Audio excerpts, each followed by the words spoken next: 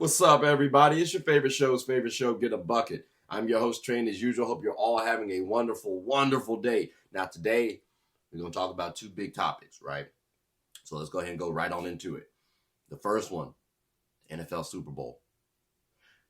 I want to talk about the halftime show first. That's why we're going to talk about the halftime show first, because you have to appreciate the cultural impact that it had. Off top, it cost the NFL about $10 to $15 million to have. Okay. It brought in the most views that the NFL has ever seen.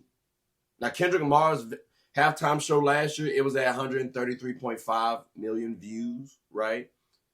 Bad Bunny, that was the artist for this year's, he got in between 135 to 142 million views. So that's not bad.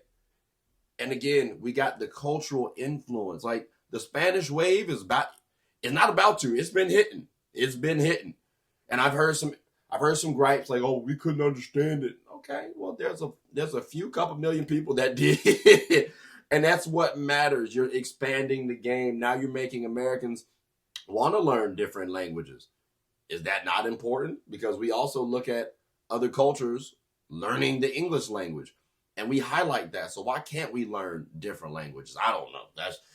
The fact that we're complaining about that is weird. It's weird to me. But it was a successful halftime show. I've heard people say that he could have done better, could have given some different songs. That's fair. Okay, that's a good opinion.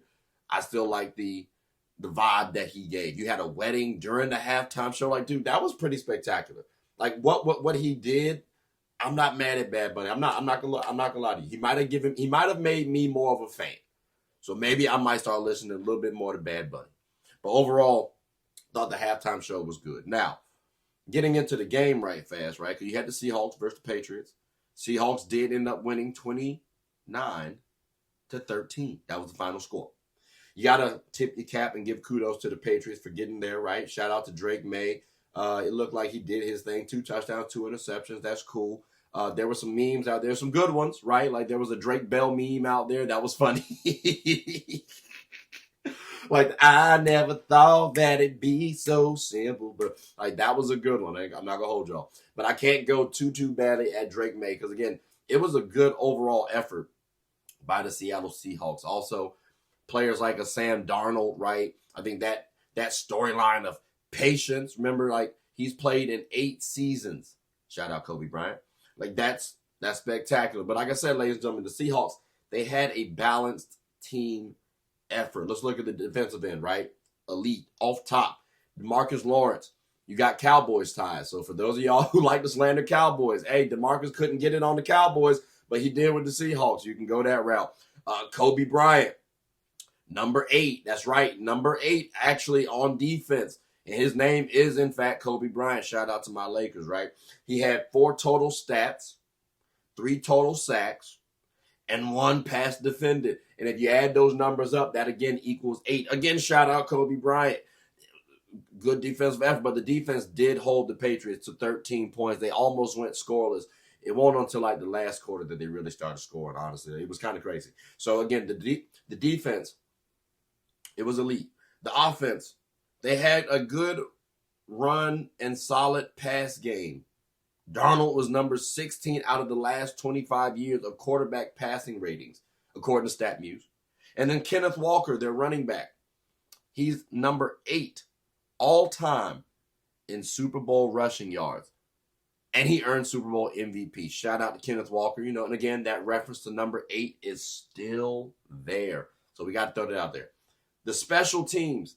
Fun fact, the kicker actually could have won Super Bowl MVP. He went 5 for 5 on the field goals and then 2 for the extra points. Now, let's take away those 2 extra points right quick, right? Let's just say those didn't occur. The game's a lot closer than what we saw. Remember, I said it was 29-13, so let's remove 14 points. That means that now 15-13, Seahawks still win. And if there's no other points on the board except for the field goals, the kicker does win the Super Bowl. I mean, Kenneth Walker didn't score a touchdown, so maybe you can argue that case if he still ran the same amount of yards. I genuinely believe that the kicker had a very valid shot at winning it if you remove those 2 touchdowns, which one was the pass and one was on the defensive end. But again, all of this to say that they had a balanced attack from start to finish on the offensive, defensive, and special teams ends. They did. So again, congratulations to the Seattle Seahawks for winning the Super Bowl. And again, shout out to Sam Darnold, because, you know, I got to put my little bias in there. I'm a USC Trojan fan, and I'm a Panther fan. And that's what Sam Darnold was on. He was on my Trojans, you know what I'm saying? Then he eventually went to the Panthers, and I've been supporting Buddy. So I'm happy that Sam Darnold got his little chip in there, you know what I'm saying? But the Seattle Seahawks, again, congratulations, because you guys sustained energy and effort for the entire game, and y'all won the Super Bowl, rightfully so. So good job to them. Now, again, ladies and gentlemen, this is called Get a Bucket, right? We talk about hoops out here, but I wanted to really quickly talk about that Super Bowl. So we're going to get off that first topic right there, right? If y'all have anything that y'all want to say, please comment below. I want to know that. But we're going to go on to the second topic, which is the NBA. Now, recently, I heard LeBron talk about my team, the Lakers.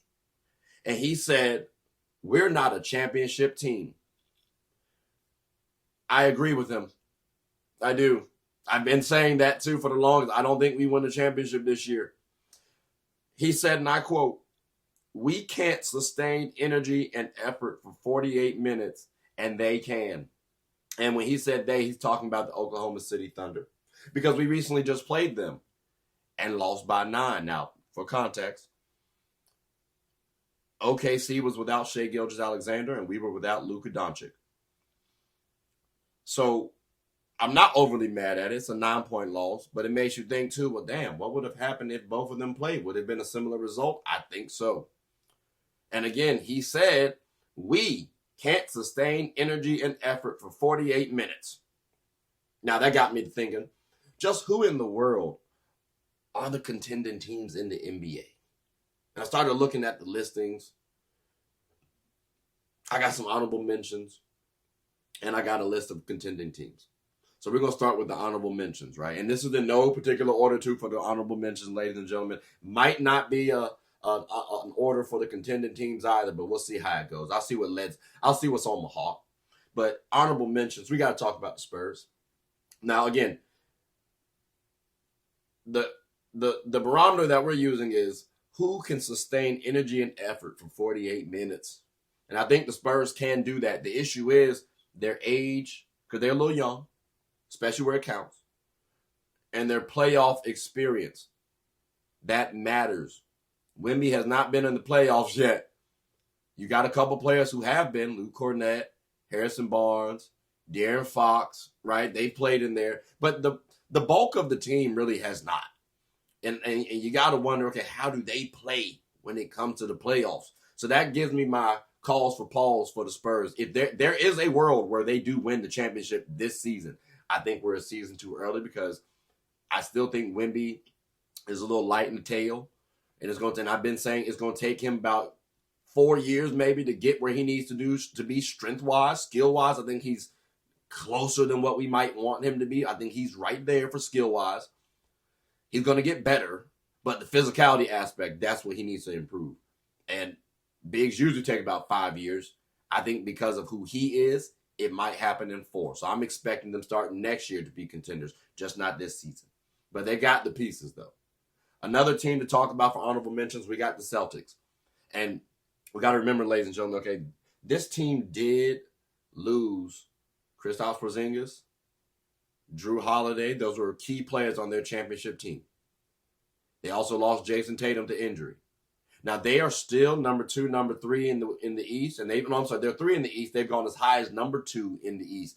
You got to tip your cap to them for the effort that they displayed. And I think for the energy and effort aspect, they can sustain that for 48 minutes, which is why I have them as an honorable mention.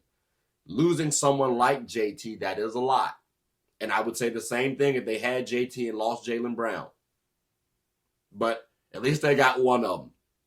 So that's partly the reason why I got them as honorable mention. But they're retooling right now. So the fact that they're even an honorable mention speaks volumes, and you got to pay attention for them coming next season. Because if they're healthy, oh my gosh, watch out. Now we got to talk about the Timberwolves. because we know Ant-Man out there, right? We know what he going to give us. We kind of know what Rudy Gobert going to give us. Hell, we even know what Jaden McDaniels going to give us, at least on the defensive end. Offensively, he could flip-flop here and there.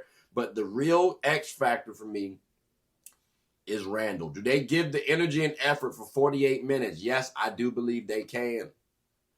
Randall is somewhat of a question mark because sometimes he will let his emotions get the best of him, but he's still a hooper, though. Quality hooper. Remember, he was an MVP candidate at one point in time, not too long ago. And he plays exceptionally well in the games, especially in the regular season. Come playoffs, he might dip just a smidge. So if he can continue his level of play, you might be able to make the Wolves a contender. Although I still think they need a little bit more retooling. Just a little bit more. They got to figure some more things out. But overall, honorable mention, Wolves. I got to throw them there. Because, again, Anthony Edwards is a stud. He's a top 10 player in the game. You might even want to call him top 5. Some people do. So I get it. But I got to throw him in the honorable mention. If Randall playing the way he should play, and that's as a second option too, it could be a little tricky. But I got to see that because I'm expecting consistency from Ant. I'm expecting a little dip-off from Julius Randle. Speaking of a little dip-off, we got to talk about the 76ers. Because this one's a bit tricky, right? I got to give them an honorable mention. There's a world where all these teams win weirdly. At least the ones I'm about to mention, right? 76ers, they got to have Embiid be healthy. After that, you got to have health and availability for your team. Like Paul George, he wasn't healthy, and now he's gone for 25 games off suspension. That could provide some rust, or it could provide some good body rest for him. Not gonna lie to you, that's two ways to look at it. So I'm curious how that does for PG. But the 76ers, they have the talent to surround Joel Embiid. Joel Embiid just needs to be 75% healthy, maybe even 80, but 75 bare minimum for them to win a championship. Because he's going to give you 30 at minimum, right? Tyrese Maxey, dynamic guard. And they got a bunch of quality small forward wings, or wings, not small forward, wings that can do their job, defend and score. Backup big, you got an Andre Drummond who's still serviceable, get you some quality minutes out there. I think there's a world where the 76ers can do something, but they're honorable mention because that energy and effort piece, that is a little bit in question. They got the talent. That energy and effort piece, that's a little bit in question. So, like I said, there's a world. I don't know how much money I'd put on it right now, though. I'm not going to lie to you. I got to see a little bit more out of the 76ers. Same thing with my Lakers. And it's very frustrating because, honestly, we got the skill to do it, right? Braun, Luka.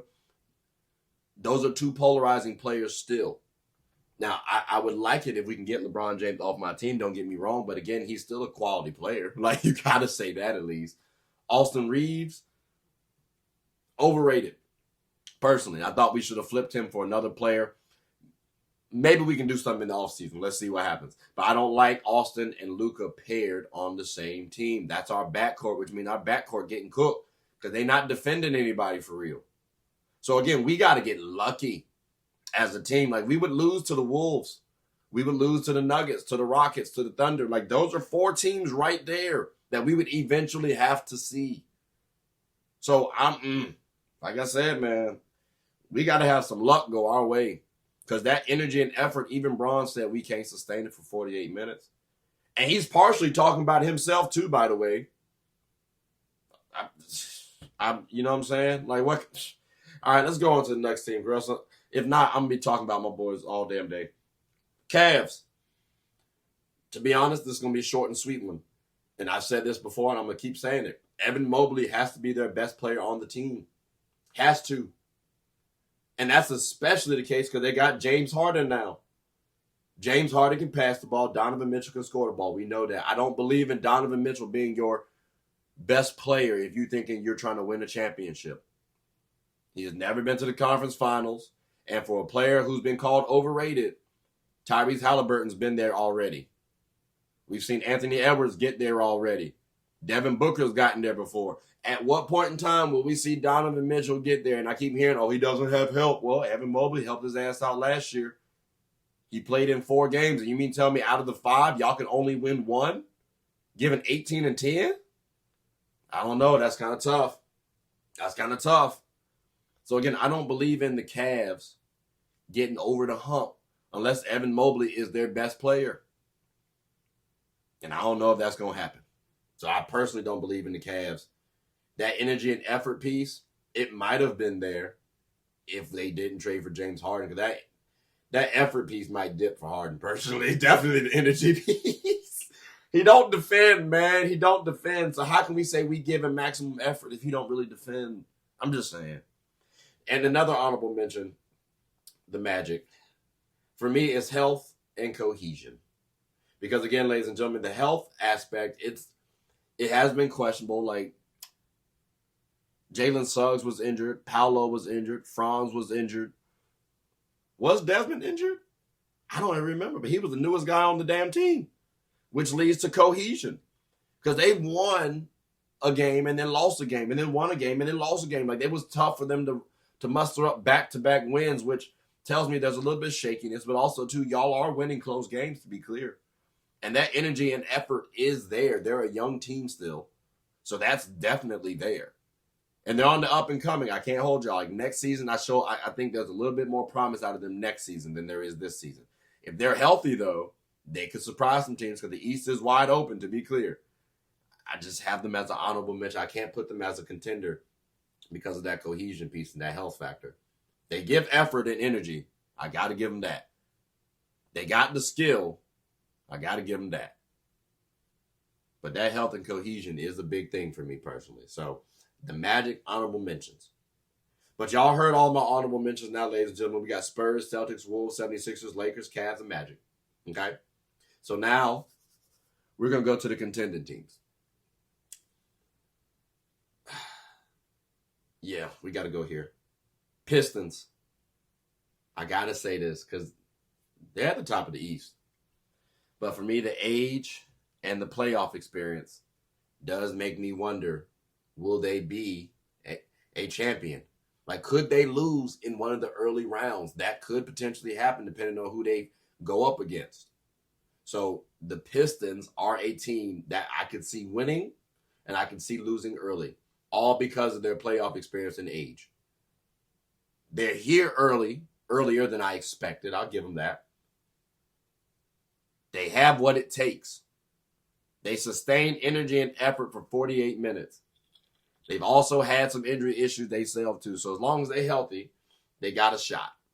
But their age and playoff experience, very similar to the Spurs, has me wondering where they would be. And that's why I kind of have them 5th. I do, of my contenders. So if you're listening, there are 5 of them things up there that I have listed. The 4th team is, in fact, the Knicks. Now, hear me out. I believe this is their final shot. If they don't win it now, I'm completely writing them off the books. They got everything they need, maybe minus a respectable head coach, no disrespect. But they got everything they need in order to win. You got a dynamic guard who can play, make, and score. You got versatile wings. You got bigs. You got a big who, while people try to question him, he's still solid. He's honestly a top 5 big in the league still. You got everything you need. And if you can't do it now, I don't know when the hell y'all gonna do it. So again, Knicks, age, experience, it's over a team like the Pistons. And y'all have better health than a team like the Celtics. If the Celtics were healthy, they're easily the top team in the East to me. I think the Knicks can beat a team like the Pistons in the playoffs. So, this is y'all final shot. Because if you can't win it now, I don't know when you're going to. And seeing the Knicks respectable in the NBA has made the NBA a little more interesting, right? It's interesting to see the Knicks back into the thick of things a little bit. Could be the end after this season. So I hope y'all enjoying it. Because they've only won 2 championships out of how many that they could have. Like, they've been around for the long. I'm not going to get into it. Let's talk about another team like the Nuggets, who are actually trying to tie the Knicks. It's crazy. Because the Nuggets, I ain't going to lie to you, if they're healthy, they could look decent. Like they have been. They won a championship not too long ago. They have an arguably top 3 player in the league, which some people say he's the best. So if you still got that pair with the Jamal Murray, who's been playing well, you got some defenders on your squad still who can shoot the ball. Aaron Gordon, if he comes back healthy, oh my gosh, like you have it back. Plus you got Valanciunas still. Y'all looking okay. You're looking okay. So again, the Nuggets, if they're healthy, you got to make them a contender. If not, honestly, I would still say they're contenders as long as it's just Aaron Gordon out. Because Aaron Gordon's a big piece, don't get me wrong. But you can still put them as a contender. They got the energy and effort. They genuinely do. I think they have that. The skills there, it's literally just the health. So contender-wise, Nuggets, they're third for me. Without question. Now, that second team, the top 2 teams, you can kind of assume where we're going. The second team, maybe not. The first team, I think so. But the second team, you could be wondering who it is. So I'm going to go ahead and just spoil it for you. It's the Utah Jazz. No, I'm playing. No disrespect. But holler at me next season, though, because they could make some things a little interesting. But the Rockets, the Houston Rockets, ladies and gentlemen. Yeah, health is a big thing, right? But also, are they, in fact, ready? If they had Fred VanVleet, oh, my gosh, this might have been a little more interesting. But them trying to bring along Reed Shepherd has looked interesting. I want to see a little bit more out of Amen Thompson, which I wish that he could get the reins a little bit more, but it's a balanced team, right? Sengun's been playing decently. KD's still there. Jabari Smith's still there. Like, they got a balanced squad on their team. So are they, in fact, ready? Because some of those players who we're talking about, the Amen Thompson, the Reed Shepherd, like, they have to be ready. I think Amen will be, because at minimum, he'll be a solid defender. And, like, you can put him in the dunker spot. At minimum. And what I'm envisioning is he can actually run the damn show. And you can pair anybody on the floor with him, too. That's what's crazy. He can play with anybody on the floor. Reed Shepherd, will he be able to knock down shots when it matters? Good player, solid athleticism, still young. So, I mean, yes, they have the talent. Yes, they got the depth. And they will play and give you energy and effort for 48 minutes. It's now just about, are they ready? And will they be healthy? Like I said, ladies and gentlemen, this is my number two contending team. And I got high expectations for KD. I'm not going to lie to you guys. Like, if they go up against a team like the Thunder, I would expect the Rockets to at minimum, make it a Game 7. Like, if it goes Game 5, I'm going to be very disappointed. Game 6, depending on how it goes, I can understand it. But I'm expecting it to at least go 7. And I would hope that it favors the Rockets because they got the talent to do so. But the number one team, contending-wise, that I am looking at is the Oklahoma City Thunder. And ladies and gentlemen, that's just barring health. Y'all seen what they've done. They're defending champs. They got the reigning MVP who could win it again. They got good depth. And keep in mind, Jalen Williams has been injured for a lot of the season. So they're still viewed as one of the better teams, if not the best team. They still have good depth. They still have good management. Like I said, health is the only thing that's going to prevent them from winning it. Health and going up against the wrong teams would prevent them from winning a championship. Like I said, the Houston Rockets, they could lose to. The Nuggets, I think they could lose to. The Spurs in the playoffs, that would be interesting because the Spurs have beaten them 3 to 4 times in the regular season now. I know 3. I just got to double check on that 4th one. So if the Spurs swept them in the regular season, could that happen again? I'm not going to say I'd be surprised because, again, it's hard to beat a team 4 times in a row. It really is. It really is. Hell, even 3 times in a row. So the fact that they could do that in the regular season makes me think they could lose to a team like the Spurs. I could even see them losing to the Wolves, although I would expect the Oklahoma City Thunder to win that game. Everybody else, I would expect them to beat in the West, honestly. But those are the only teams that I expect them to win or at least put up a good enough fight. but I expect those games to be close. So again, OKC, they have a bullseye on their back now. But they've been handling it pretty daggone well, if I do say so myself. So again, ladies and gentlemen, you heard my honorable mentions, right? Spurs, Celtics, Timberwolves, 76ers, Lakers, Cavs, and Magic. And then you heard my contending teams, OKC, Rockets, Nuggets, Knicks, and Pistons. I am very curious what teams you think are contenders. And again, I'm basing this off of which teams can sustain energy and effort for 48 minutes. Because to go back to the start of this, LeBron James already admitted my Lakers can't do that. We got the skill and talent to maybe win a championship. But as you just listened, it might be a little tougher to go up against them contending teams. I expect us to lose in 5 to OKC. Same with the Rockets. Y'all have already seen us losing 5 with the Nuggets before. So that's, I could see us losing to the Pistons if we got to the daggone playoffs, finals. Like that would be disgusting. Where we couldn't beat the Pistons again, I'd be pissed.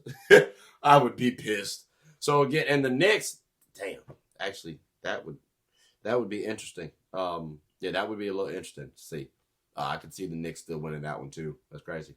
But I'm curious, who do y'all think are contenders? Who do y'all have as honorable mentions?